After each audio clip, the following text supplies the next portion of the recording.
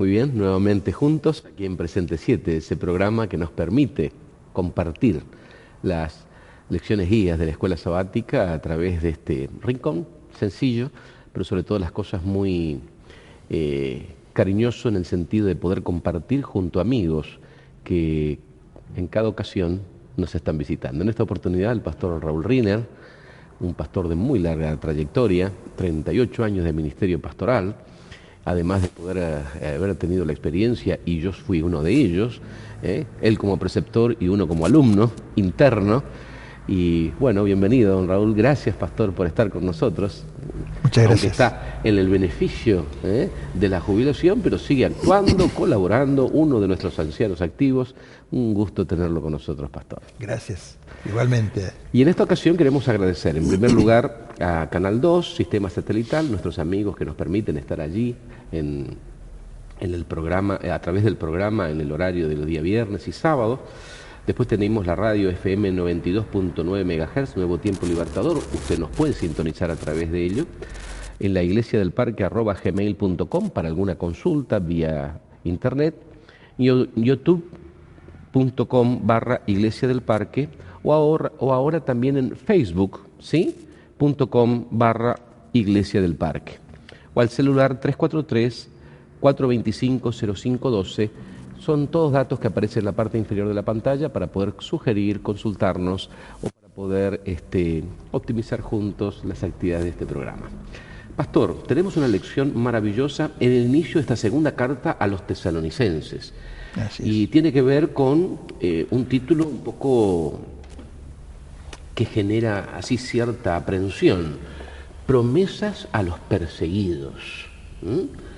La iglesia cristiana de Tesalónica, además de ir progresando, como ya la primera carta nos advirtió, nos enseñó y avanzaban en varios aspectos con mucha consideración de parte del apóstol Pablo, mucha comprensión, exhortación y ánimo, algunas advertencias, pero ahora también nos recuerda que esta iglesia también ha estado perseguida, ha pasado por momentos de dificultad. Así que el texto para memorizar, sugerente, el texto clave, está ante 2 de Tesalonicenses, capítulo 1, versículo 11. Si usted, pastor, quiere acompañarnos en la lectura de ese texto, y comenzamos a dialogar acerca de lo que propone la lección para esta semana. Perfecto. El texto para esta semana es el versículo número 11 del capítulo 1, Así es. En la segunda carta a los tesalonicenses. Por lo cual, asimismo, oramos siempre por vosotros, para que nuestro Dios os tenga por dignos de su llamamiento, y cumpla todo propósito de bondad y toda obra de fe con su poder. Qué bien, pastor. Asimismo oramos siempre por vosotros, para que nuestro Dios tenga por dignos de su llamamiento, y cumpla todo propósito de bondad y toda obra de fe con su poder. ¿Cómo percibimos este pasaje en el contexto de la lección? Porque por lo que sabemos, ¿no? Pablo estaba en Corinto, a más o menos una buena distancia, me parece, ¿no? Sí. Unos aproximadamente 500 kilómetros hacia el norte, en la zona de Macedonia, por tierra. Ahora, si fuera por mar, ya sea por un lado o por el otro, quizás serían como 700, 800 kilómetros. Correcto. En el caso de ir por tierra, los medios de transporte serían los pies, ir a pie, o quizá a caballo, o en carruajes, y también por barco, ¿no? Era una larga distancia, y como Pablo estaba en la zona sur, no era tan fácil viajar cada rato a esos lugares, a Tesalónica. Sin embargo, él había estado en Tesalónica, había predicado,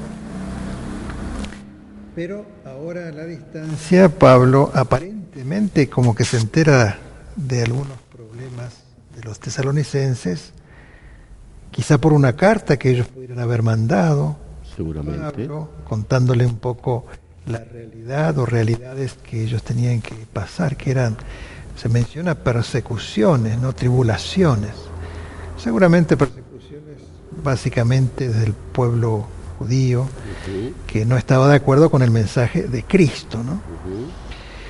Y el caso de estos hermanos tesalonicenses, ellos admiraban mucho a Pablo.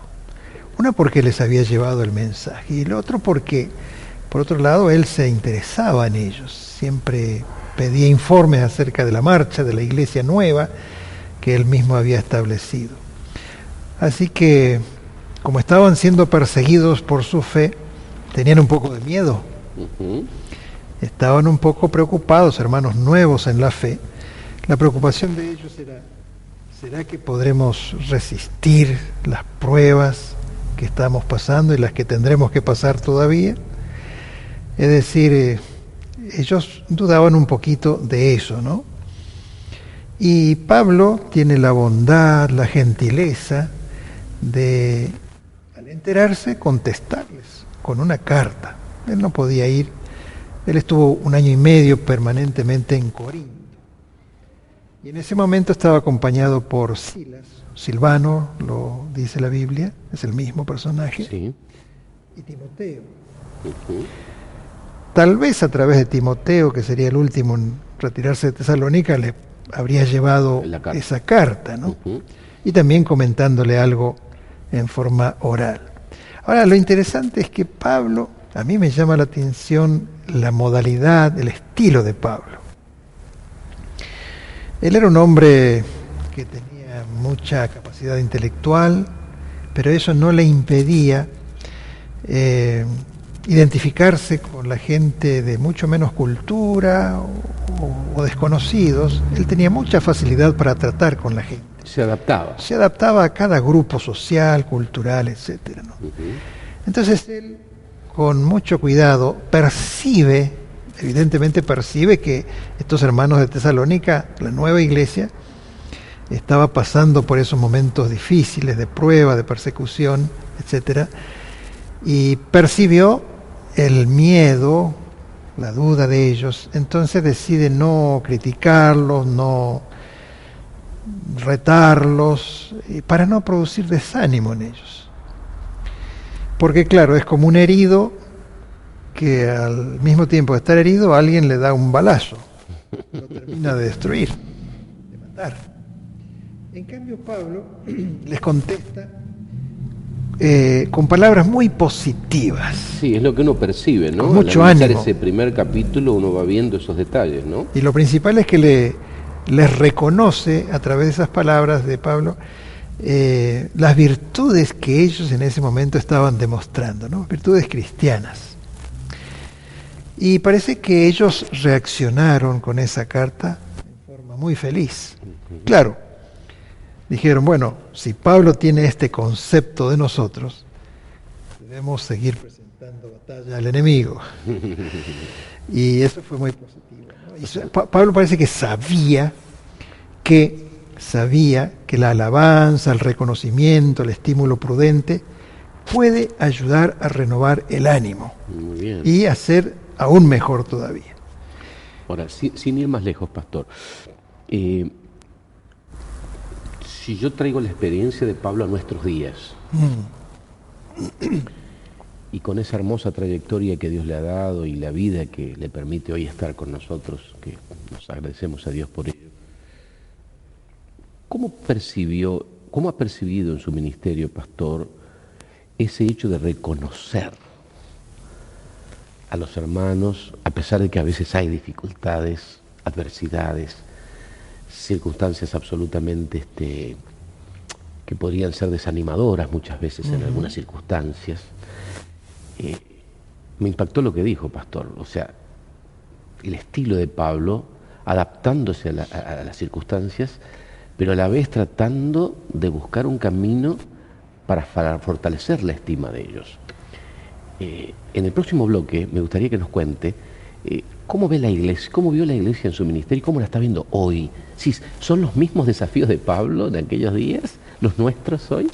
Solamente para poder hacer una aplicación de lo que estamos viendo en la lección de la Escuela Sabática. Muchas gracias. Ya estamos regresando, queridos amigos.